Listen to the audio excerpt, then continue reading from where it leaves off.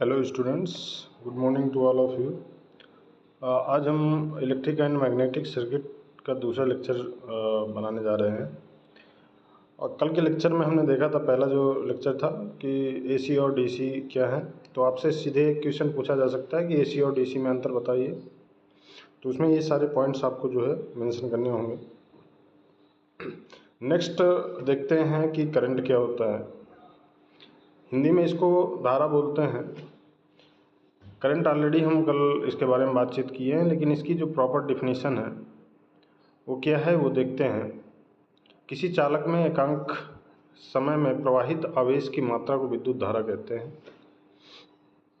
यदि कोई आप चालक ले रहे हैं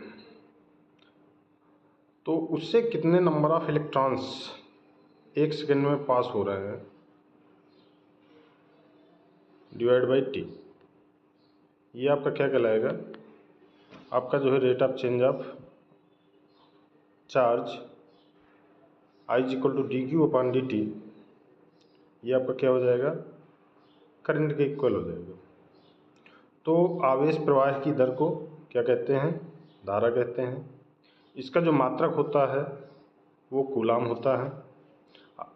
आवेश का मात्रक कूलाम होता है और करंट का मात्रक जो होता है वो एम्पियर होता है। इसको मापने के लिए कौन से यंत्र का यूज किया जाता है, अमीटर का यूज किया जाता है। और अमीटर को हमेशा जो है क्या किया जाता है, किसी भी जहाँ पर आपको करंट लगाना हो तो वहाँ पर आप हमेशा जो है किसी भी सर्किट में या ब्रांच में आपको जो है हमेशा इसको सीरीज में लगाना होता है। तो इसके कई इक्वेशन हैं। I is equal to Q upon T, आवेश प्रवाह की दर को आप क्या कहते हैं, धारा कहते हैं। आवेश का मात्रक आपका कूलाम प्रति सेकंड, इसका मात्रक जो हो जाए कूलाम प्रति सेकंड, या इसी को आप क्या कहते हैं, एम्पियर भी। इसको जो है इसका मात्रक जो एम्पियर कह देते हैं।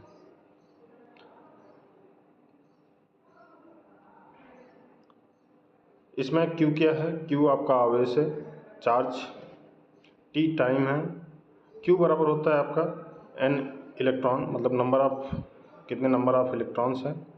Q बराबर आपका CV भी होता है। V आपका विभवांतर है, R आपका रेजिस्टेंस है और W आपका कर्व। तो I बराबर V अपॉन R, अगर आपकी V पोटेंशियल डिफरेंस है तो वो आपका जो I is equal to V upon R भी होता है। I is equal to W upon VT, I is equal to DQ upon DT। ये आपके डिफरेंट इक्वेशंस हैं करंट को मापने के लिए। तो आपसे क्वेश्चन आपसे ऐसा पूछा जा सकता है कि कई सारे आपको दे दिया जाएगा क्वेश्चन में कि निम्नलिखित को परिभाषित कीजिए। धारा हो गया, नेक्स्ट हो गया प्रतिरोध हो गया, नेक्स्ट हो गया विभवांतर हो गया, आवेश हो गया, कार्य हो गया, ऊर्जा हो गई। तो इन सब चीज़ों में आपको जो है डिफिनीशन उसको मेंशन करना है और वन बाय वन उसको जो है डिफाइन करना है। तो हमने कल ये बताया था विद्युत जो धारा होती है दो प्रकार की होती है, एसी और डीसी। एसी में आपका प्लस माइनस का कोई विशेष रोल नहीं होता, मतलब बहुत ज़्यादा इसको माइंड में नहीं रखते हैं। लेकिन डीसी में जो है प्लस और माइनस का जो है ध्यान रखते हैं। डीसी में प्लस और माइनस का ध्यान रखते हैं। इसमें उल्टा लिख रखा है इसने, ये एसी के लिए है, ध्यान रखते हैं, जबकि इसमें नहीं रखते हैं। एसी में ध्यान नहीं रखते हैं। नेक्स्ट डेफिनेशन देखेंगे। नेक्स्ट डेफिनेशन आपकी जो है क्या है, वो प्रतिरोध की है। प्रतिरोध को ही इंग्लिश में आप क्या बोलते हो, रेजिस्टेंस बोलते हो। रेजिस्टेंस क्या है, प्रतिरोध क्या है, उसको हम सबसे पहले समझेंगे क्या है। प्रतिरोध मतलब किसी का विरोध करना। अब ये इलेक्ट्रिक के टर्म में है, तो यहाँ पर विरोध किसका हो रहा है, यहाँ पर विद्युत धारा का जो विरोध करे उसे आप क्या कहते हैं, प्रतिरोध कहते हैं। तो प्रतिरोध की आइए डिफिनेशन देख लेते हैं। प्रतिरोध क्या है, प्रतिरोध का मतलब है किसी पदार्थ का वह गुण जिसके कारण वह विद्युत धारा के प्रवाह का विरोध करता है, उसे आप क्या कहते हैं, प्रतिरोध कहते हैं। और इसे प्रदर्शित किससे करते हैं, आर, कैपिटल आर से। और ये आपका अगर ए और बी आपके पास कोई जो है पदार्थ है तो उसके क्रॉस जो रेजिस्टेंस होगा वो क्या होगा, आर ए बी। इसको अगर सर्किट में आप दिखाएं तो ये आपका वी वोल्टेज है, आई करंट है, और ये आर आपका जो क्या है, उसका जो है पदार्थ का प्रतिरोध है। ये एक कॉन्सेप्ट होता है कि धारा हमेशा उच्च विभव से निम्न विभव की ओर प्रवाहित होती है। High potential to low potential हमेशा जो है करंट क्या होती है, फ्लो होती है। जैसे आपका जो वाटर का जो फ्लो है हमेशा ऊंची हाइट से नीची हाइट की ओर जो है हमेशा फ्लो होता है। उसी तरह धारा जो है हमेशा उच्च विभव से निम्न विभव की ओर प्रवाहित करती है।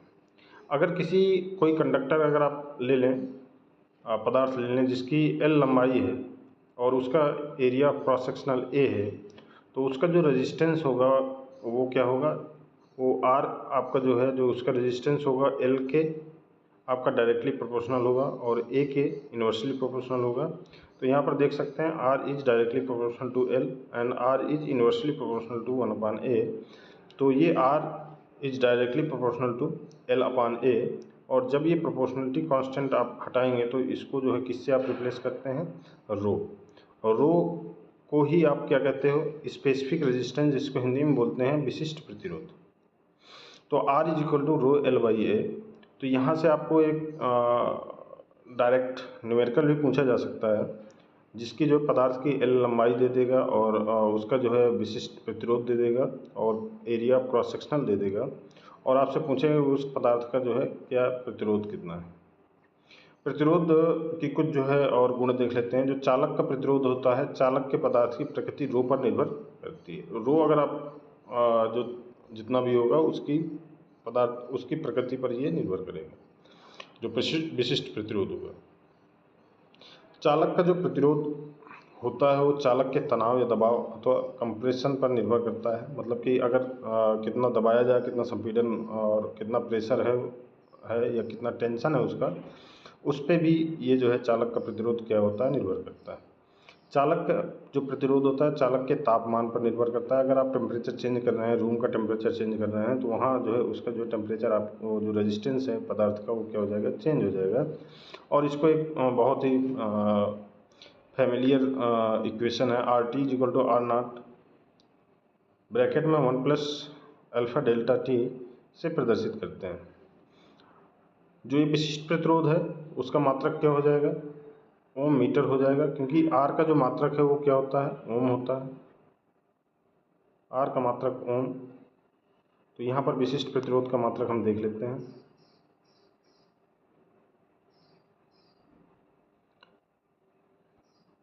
यहाँ पर विशिष्ट प्रतिरोध का जो मात्रक होगा रो बराबर हो जाएगा R A divide by L.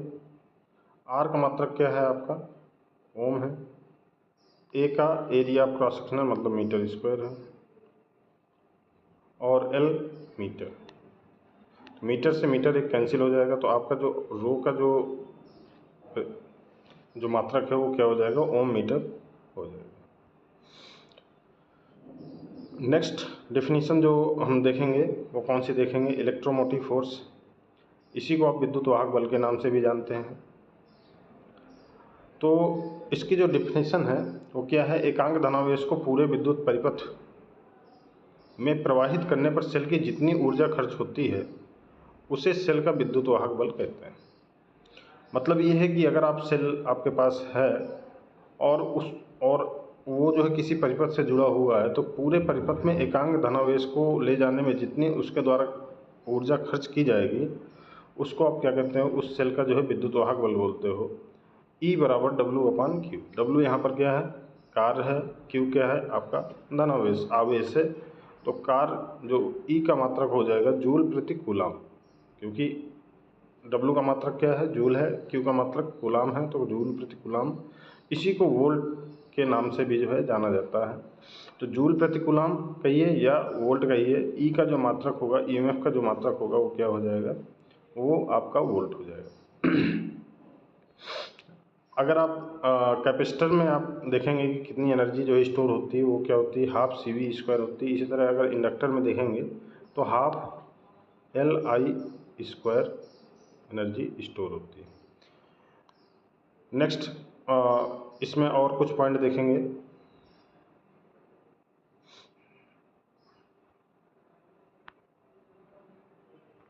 Next इसमें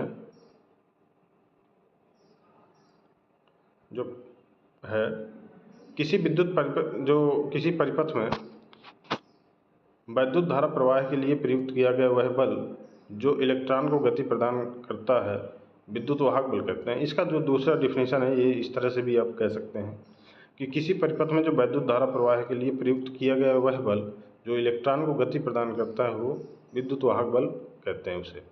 जैसे यहाँ पर आपका जो है क्या बैटरी लगी हुई है, यहाँ से करंट फ्लो होगा। अब इस करंट को फ्लो करने के लिए जो बल लगाया जाए, मतलब इलेक्ट्रॉन को फ्लो करने में, इलेक्ट्रॉन को जो है प्रवाहित करने में जो इसके द्वारा जो बल लगाया जाएगा वो आपका जो है क्या कहलाएगा, वो विद्युत वाहक बल कहलाएगा। यह सेल, बैटरी, जनरेटर आदि विद्युत स्रोतों द्वारा उत्पन्न किया जा सकता है। अगर इस जो सर्किट यहाँ पर शो किया गया है इसका अगर इक्वेशन लिखना है तो E और I और इसका जो इंटरनल रेजिस्टेंस है स्मॉल r, तो वो हो जाएगा आपका E बराबर I और ब्रैकेट में capital R plus small r। Capital R जो होता है वो एक्सटर्नल रेजिस्टेंस है, बाहरी प्रतिरोध है, और जो स्मॉल r है वो आपका क्या होगा, आंतरिक प्रतिरोध या इंटरनल रेजिस्टेंस हो जाएगा। इस पे अगर पावर लॉस की बात करेंगे तो इधर में कितना पावर लॉस हो जाएगा, P बराबर I स्क्वायर R लॉस हो जाएगा, और P का जो मात्रक होता है वो क्या होता है, वाट होता है, WA। इसके और अलग अलग इक्वेशंस हैं। जैसे अगर आप इलेक्ट्रोमैग्नेटिक इंडक्शन की बात करेंगे तो वहाँ पर जब फ्लक्स चेंज होता है, rate of change of flux, तो वहाँ से एक जो है इंड्यूस्ड EMF जो है प्रोड्यूस होता है। तो इसको हम नेक्स्ट जो यूनिट है उसमें देखेंगे। E बराबर होता है N d∅dt। इसी तरह इंडक्टर में E बराबर L di/dt। इस तरह अगर आप कैपेसिटर में देखेंगे तो E होता है = 1/c इंटीग्रेशन ऑफ dq। तो ये इसके अलग अलग जो है इक्वेशंस हैं। इनको हम जैसे जैसे आगे हम बढ़ते जाएंगे वैसे वैसे ये इक्वेशन जो है आपको सामने नज़र आती चली जाएंगी। और कुछ इसमें पॉइंट हैं। जो वोल्टेज को जो मापने का जो यंत्र जो यूज किया जाता है वो वोल्टमीटर होता है, और इसका उपयोग हमेशा जो है समांतर क्रम में करते हैं। जबकि अमीटर जो करंट को मापता है उसका हम जो है परिपथ में श्रेणी क्रम में करते हैं, जबकि वोल्टमीटर को हमेशा जो है समांतर क्रम में जोड़ते हैं। प्रतिरोध को ओम मीटर नामक, अगर आप प्रतिरोध को देखोगे तो वो हमेशा जो है ओम मीटर नामक यंत्र से नापते हैं। श्रेणी क्रम में जुड़े हुए प्रतिरोध में जो है, अगर आपको जो है ये कॉन्सेप्ट है कि अगर आपको श्रेणी क्रम और समांतर क्रम पता करना है कि श्रेणी क्रम में है या समांतर क्रम में है, तो ये कॉन्सेप्ट होता है कि अगर श्रेणी क्रम में जुड़े हैं तो जो प्रतिरोधों में जो धारा की मात्रा होगी वो हमेशा एक समान होगी, और अगर वो समांतर क्रम में जुड़े हुए हैं तो उसमें जो धारा की मात्रा होगी वो अलग अलग होगी। इसी तरह अगर समांतर क्रम में अगर जुड़े हुए प्रतिरोध हैं तो उनके जो आर क्रॉस जो वोल्टेज है वो समान रहता है, जबकि श्रेणी क्रम में असमान रहता है।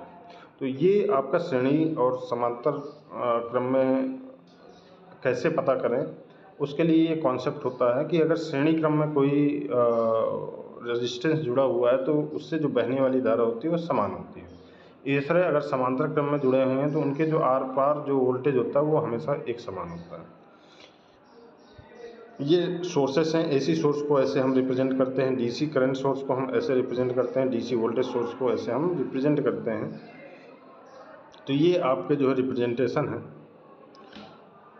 इसके बाद जो है हम नेक्स्ट जो हम देखेंगे वो सर्किट देखेंगे, जो कि हम नेक्स्ट लेक्चर में कवर करेंगे इसको, क्योंकि वीडियो बहुत लंबा हो रहा है। तो आशा करते हैं कि हमारे जो ये वीडियो बनाने का जो क्रम है वो आपको जो है पसंद आएगा, और हम चाहते हैं कि इसमें आप लोग जो है रिव्यू दें।